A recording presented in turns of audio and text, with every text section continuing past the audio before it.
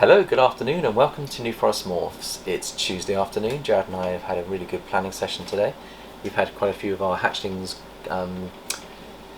move up. We've got about 5 hatchlings that moved up, Jared, which we're going to show you today. They're all doing well, all good size, and so we'll show you some of those. We've also moved some of our sub-adults up as well, and Emily's brought me some food for the spiders. You can bring it up over here, Emily.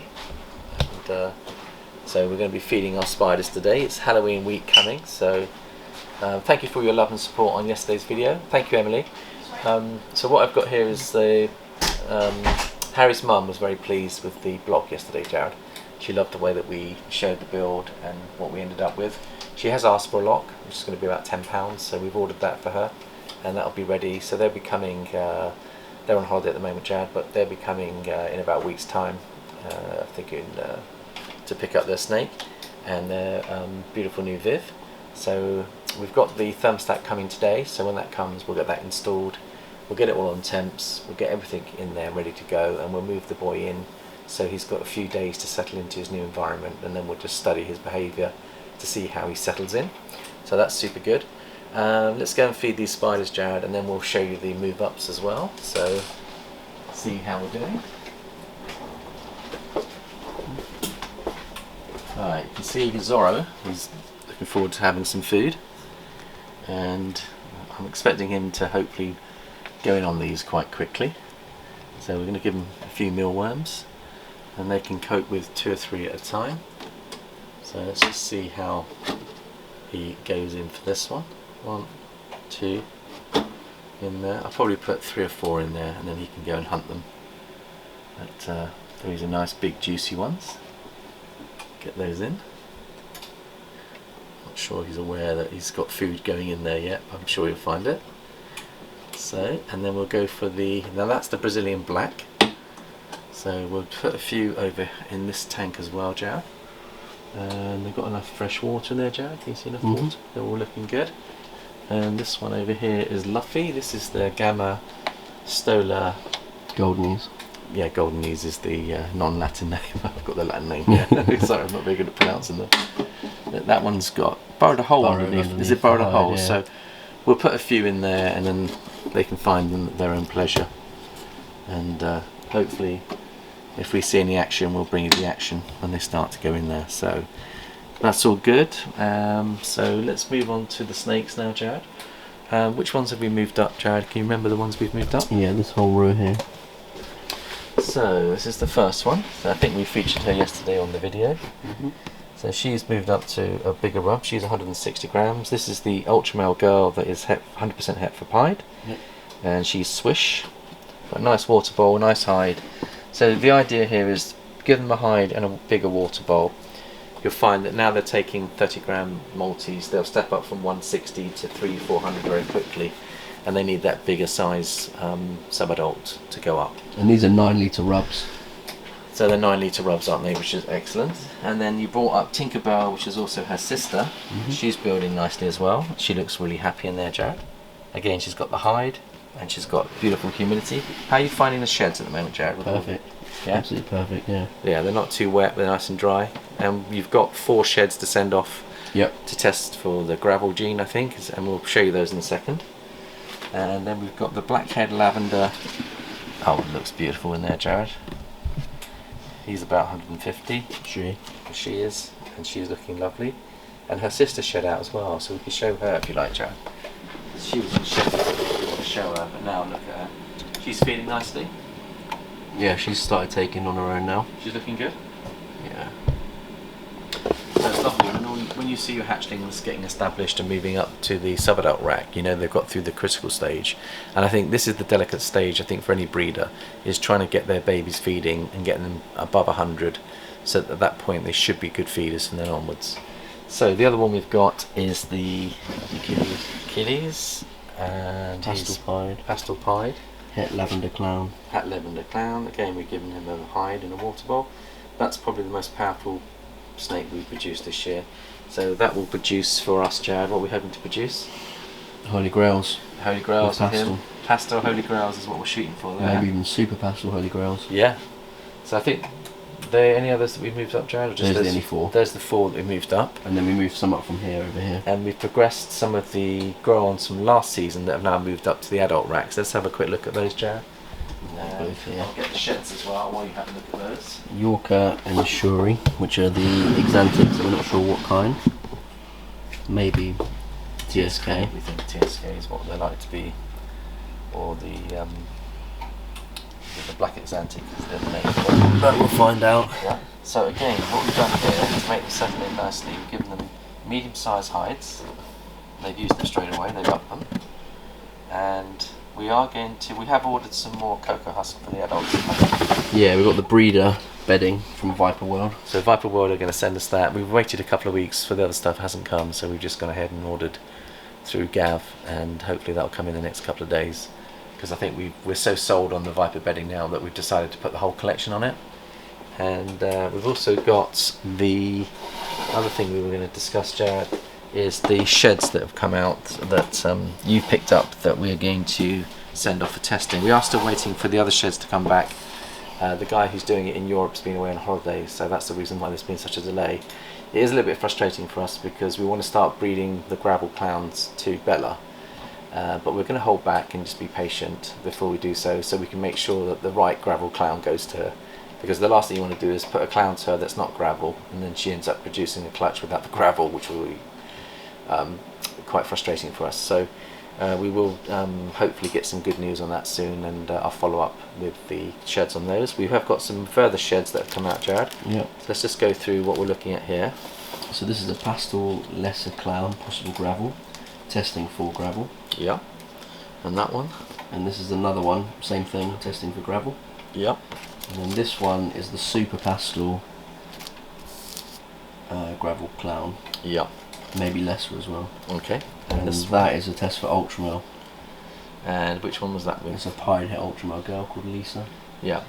So she's building nicely. Now what we want to do is find out if she's carrying the ultramel genetic before we breed with her, because the husband is going to be Colt, who is a ultramel pied boy. So I think what this does, it prevents us from producing offspring that are going to have lower genetics. So the whole idea of spending a little bit of money is it's going to save us money in the long term and make it more marketable when we actually sell the produce. So that's all good news, Jared. The other thing is I had a good 2-hour chat with Callum and Mark. They were delighted with the video, by the way, and really happy with the update yesterday.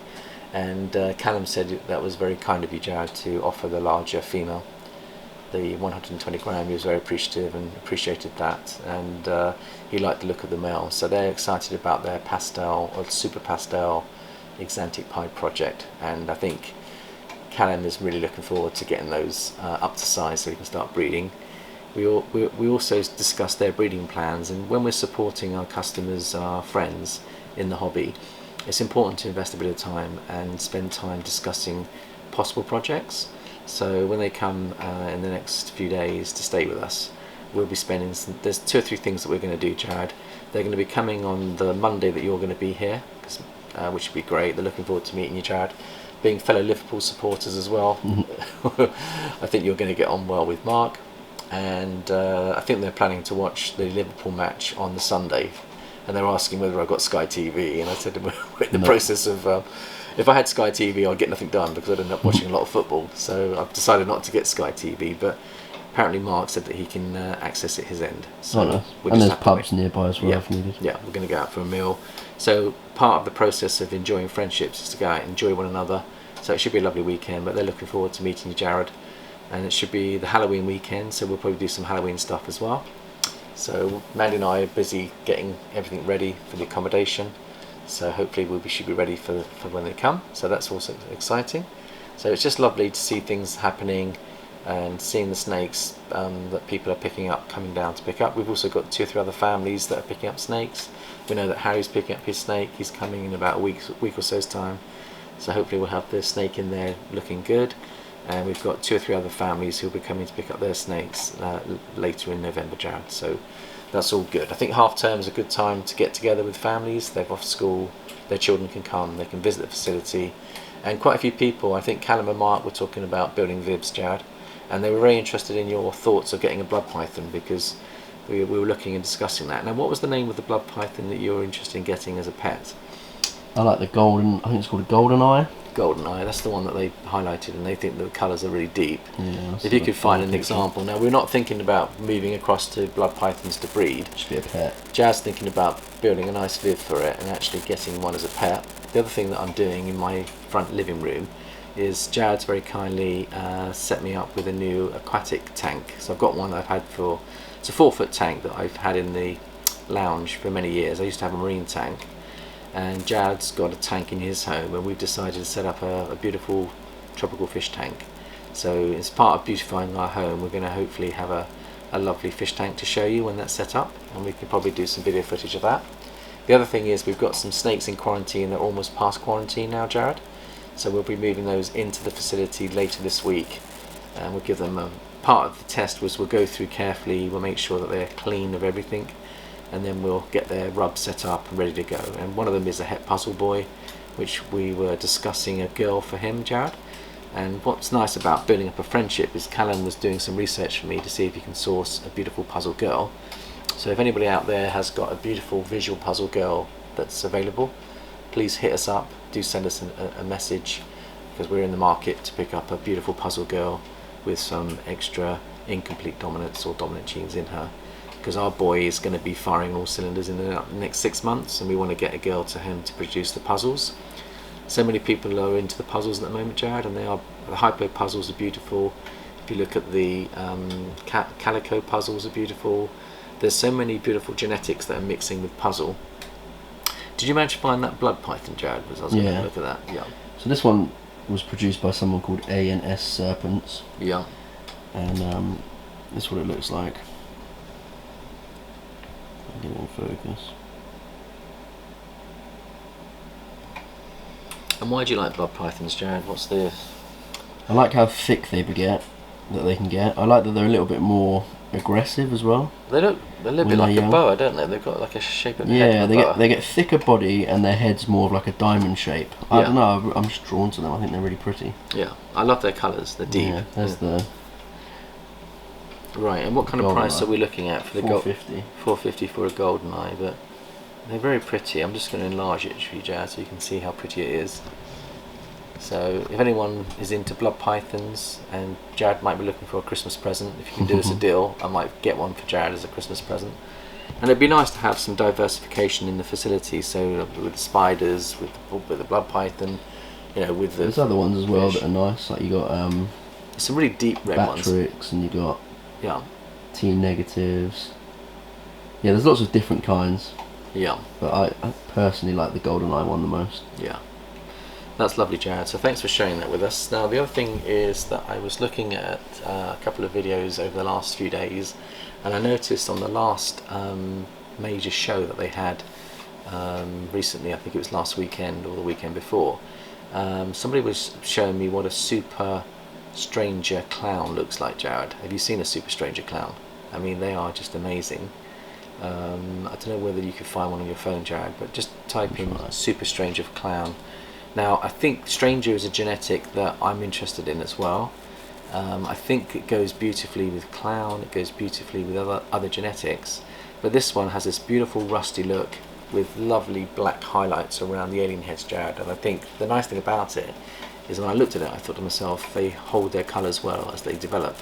So I think stranger is building in quite a few people's collections at the moment. I think it's quite expensive right now, but I think the market will adjust. And I believe it's a incomplete dominant, so you're not paying for a recessive, you're paying for an incomplete dominant that's actually very beautiful, which means the benefit of that is you can get it into your collection very quickly. So I think that's one for the future.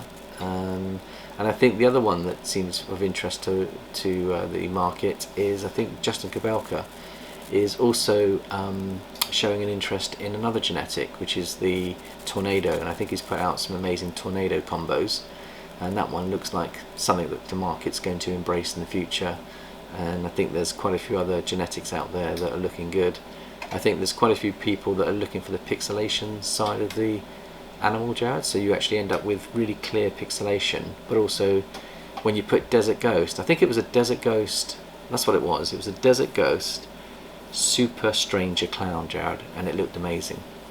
So can't find, do you know whose video it was? Yeah, it would have been, I think it was a guy in the US that actually did a complete walkthrough on the recent show. It was about 3 hours long, and I went through some of it. Might have to find it for tomorrow. Yeah, I can't find it on my see if we phone. can find it, but I think it's another genetic that's of interest to us. And obviously the Axanthics for us are very key as well. We're looking at developing the Axanthic more.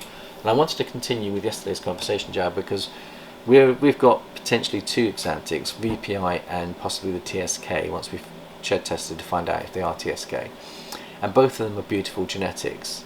Now, the thought process I've got here, Jared, is that why would you say it's important to carefully consider which gene you're going to go with, because there's so many pros and cons. And I think the MJ Axanthic looks absolutely beautiful. MJ's nice. And I think we were talking about the breeder, the original breeder that focused on it, did a lot of line breeding and got the quality up. Is it Marcus Jane? Marcus Jane, yeah, so that's why it's called MJ. And quite a few people are now getting into it. But when you work out the percentages of the number of people that are working that genetic, it's a very small percentage of the overall Axanthic market. So one of the positives of going into it means that you've got a unique animal that people may want, and it looks great and holds colour well. But the downside is that people have got VPI and TSK woven into their collections. It means that they've got to then invest in another Axanthic, which is going to be building from the bottom up again. Yeah. So the advantage of going in for the VPI, which is probably the most popular of all the Axanthics, is, as you can see in our collection, we've got VPI potential clowns, we've got VPI pieds. We're going to be mixing in the Desert Ghost into the VPI, of which Callum's very interested in, Jared. So any offspring that we get off there on triple hets, he'll be We've got it in the Ultramale as well, haven't we? We've got it in the Ultramale. I'm trying to think, we have got it in the Ultramale, because Yeah, the 2 that we Shuri moved up, yeah. these 2 could be, are they 50% They're hets? 50% het Ultramale. So we're waiting for their shed test to come back to see if they're Ultramale. But if you've got this one in Ultramale as well, could be of interest to us. Yeah, it's a Mojave Axanthic, possible het Ultramale. Yeah. Now you've also sexed the 2 Axanthic babies this morning as well, and we think we've got a boy and a girl. So on the next sheds, Jared, what we're going to do is we're going to, I think we're going to test these sheds to see whether or not they do actually carry the cloud, because And Axanthic. we think that we've got one boy and one girl here, Jared. You've sexed them. And talking of popping, when Callum comes next week, Jared, and you're going to be here, you're going to demonstrate how to pop and how to ultrasound. So on that Monday video, we'll probably be showing one of our newer breeders and our new breeder series, teaching them how to pop and how to ultrasound to help them. And as you can see, so this one, I think, Jared, which is the boy and which is the girl that you've worked out? I can't The boy remember. is the clown. The boy is... I think the boy is the clown, and the girl. I think the boy is the clown, and the girl is the. Do you want me to hold that? Just have a little check. She's quite They're getting bitey. nailed. Yeah. So let's just have a little look and see. So that's the girl. She's definitely a girl. Yeah, there's no hemipenes in her. Okay, so we've got a girl, and we've got a boy, which means that if they He. both prove, they're both 66% het for either clown or Axanthic. So hopefully he's the boy. Any signs? Or we've got 2 girls? Actually, we might have 2 girls. Maybe we might have 2 girls actually. So we've got 2 girls. So When they're bigger, they'll be easier to tell. But yeah, I have zoomed in a bit there, Jared. So what I'm thinking here, Jared, is if we've got 2 girls, it'll take longer to get them up to size. That one's got a little bit of cocoa in its mouth as he's smoking a joint. Nice. Looks like he's smoking a joint.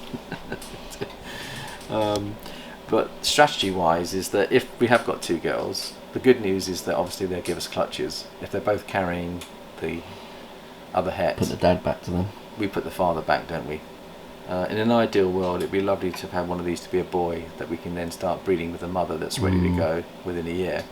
Just means that we'll have to push it back another couple of years if they're both girls. So maybe we're still in the lookout for an Axanthic.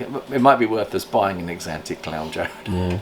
Because by that stage, the price of Axanthic clowns could come down in price. So it's one of those where you have to just suck it and see what's out there and what's the best approach. And they're both pastel. They're both pastel. I want to take that off him, but I know I'm going to get bitten, Jared. Sorry, he'll come off as he's moving. Yeah, he's obviously wanting It's to just feed. stuck on his nose. Yeah, so we're going to be feeding these hatchlings tomorrow, and we'll just slip those back. So yeah, it's an interesting one, but the point I'm trying to make, Jared, is on the VPIs, the benefit of going VPI, as long as you've got a good quality genetic, is that you've got more of a customer base. So we're just talking about the pros and cons of different Axanthics. And obviously when the other Axanthics start to get up to speed, like the MJ, it becomes more popular, I think that there'll be a bigger market for that. The price will drop, but I think the more people that get into it, there'll be more genetics out there, and therefore prices will become more affordable, and then people can then start to embrace that into their collection.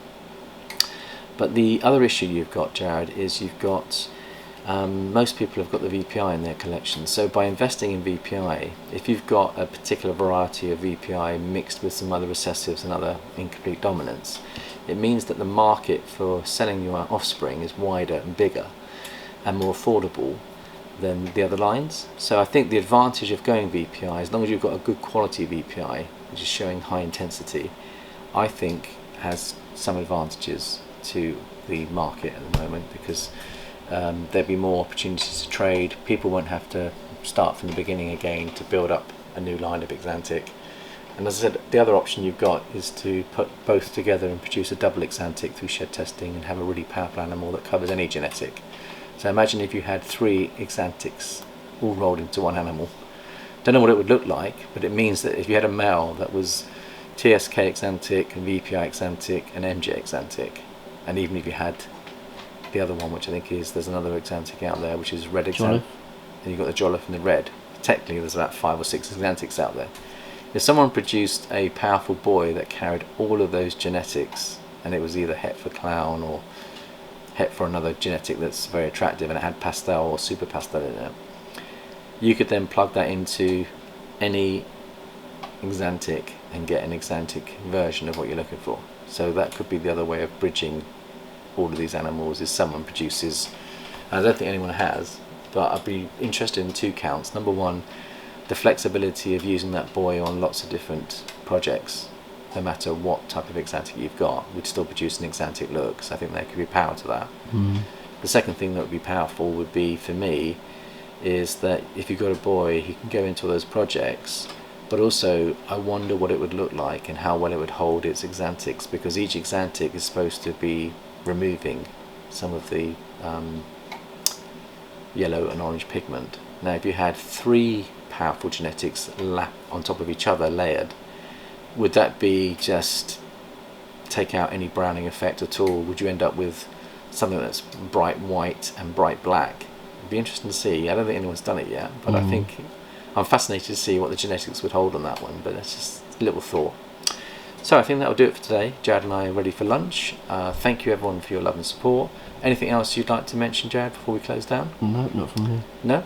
So hopefully this afternoon we'll get the thermostat, we'll get that installed tomorrow, we'll get the cocoa husk on there, we'll move the boy across as soon as the temps are right, and hopefully we'll show you the Viv, and we'll check the behaviour of the new snake going into it and give him a few days and see how he settles in. Hopefully the move ups that we've got will settle in nicely. We'll let them settle in before we feed them to make sure they're comfortable with their surroundings. So doing these transitions, taking the hide size into consideration, giving them space to enjoy their new enclosures, and then when the cocoa husk comes, Jared, I think that will just take it to the next level, because I think every snake that we've got on cocoa husk seems to be thriving and doing well. So I think we are sold on that now, Jared. And we will also move up the snakes from our quarantine. You've got a couple of snakes coming, Jared. You've ordered the GHI. I think you paid the deposit. So we've got about another 4 or 5 yet to come, and we're looking forward to bringing those genetics in. So that will do it for today. Take care everyone, and we'll see you tomorrow. Bye for now.